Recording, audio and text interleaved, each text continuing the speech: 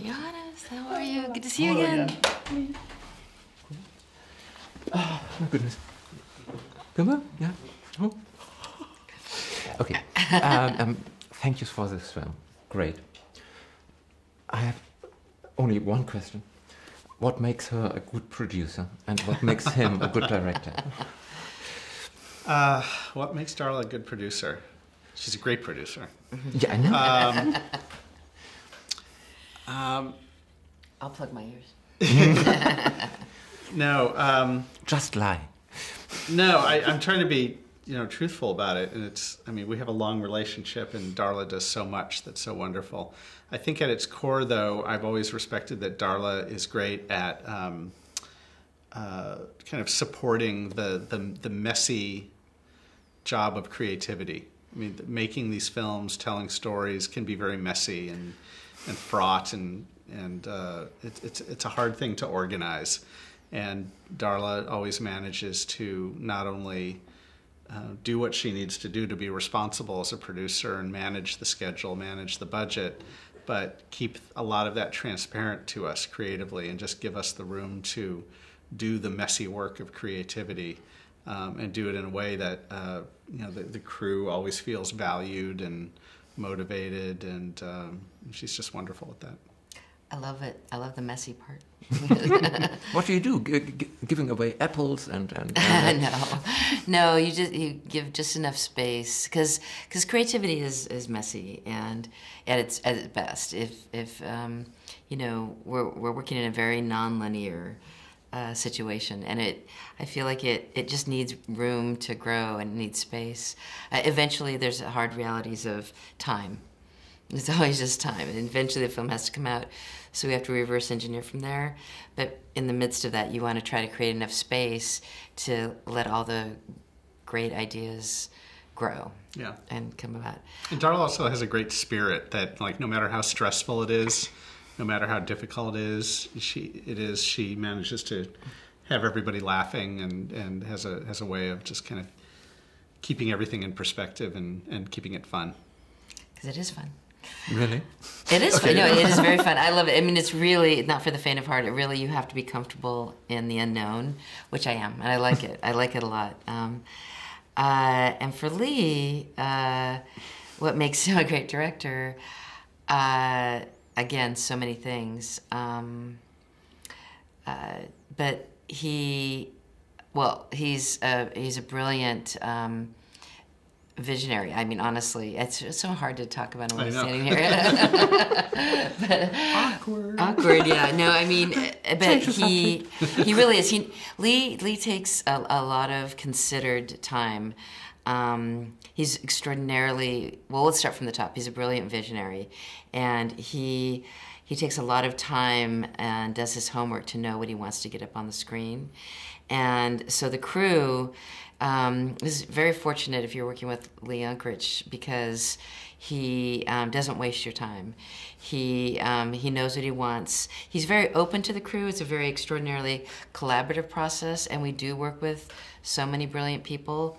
So he hears what they have to say and definitely incorporates their ideas into the film. But by the time we get down to getting into making the film, we're so fortunate to have somebody who knows how to tell stories through camera. He just is brilliant at the camera. He's brilliant at the editing and the pacing, and he's unwavering in his goal to make something that is as good as it possibly can be. That's part of the Pixar DNA, and Lee falls amazingly in line with that. You're welcome. Keep your money. No, it's just so much fun to work with, honestly. Having seen it now twice, I would have so many questions, because now it's the scope of the thing. It's so big. You have so many characters. You have so many scenes with so many people in it. But I would love to concentrate on the world building, on this process. How do you find the perfect screenplay? and to create this world. And it's visual storytelling at its best, I think. At some point, I would lose faith because it's such a long process. And as you described it yesterday, you have to be convinced that this is the thing we have not seen yet on the screen. And as you say, eye candy, we are all waiting for. And you have to work on it 6 years. And how do you manage? You just do. I mean, I think what we're driven by is a quest for a great movie. And it's not a great movie for most of the time that we're making it. It maybe has the potential to be a great movie or a good movie. And we're just always, it's like creating a sculpture. We're just slowly chipping away at it and finding what it's meant to be and hoping that we can find something great in it by the time we need to finish it. And there's never any guarantee that we'll get there. So there's always a lot of pressure for it to be great. You know, there's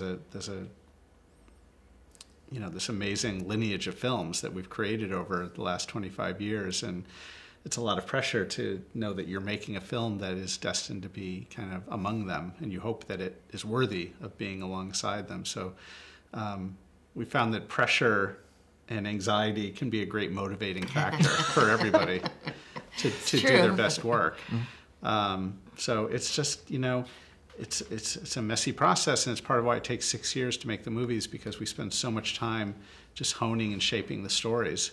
And we often go down a lot of blind alleys, and it was a mistake, and we have to back out and kind of head in a different direction. But even going off on those side trips can be valuable. There are things we learn. Maybe we have a character that we discover that then we want to be a part of the movie, even though, you know, we don't want to go in the story direction that we were heading. It's also really important because we're spending so long making the film, that we get other eyes on it, and that's why we regularly get the brain trust together at Pixar. We get kind of all the other directors and creatives at the studio together to watch the film, like every 3 or 4 months. And it's a chance for a bunch of people who haven't been working on it each and every day to look at it and help let us know what's working and what's not working so well, and maybe kick around ideas about how to make it better, so that we can then go off on our own and continue to work and shape the film.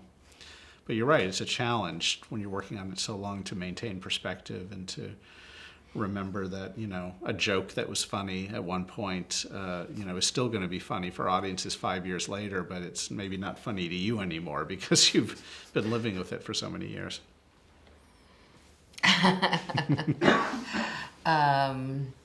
How do you keep the faith? Is that the essence of the question? Yeah.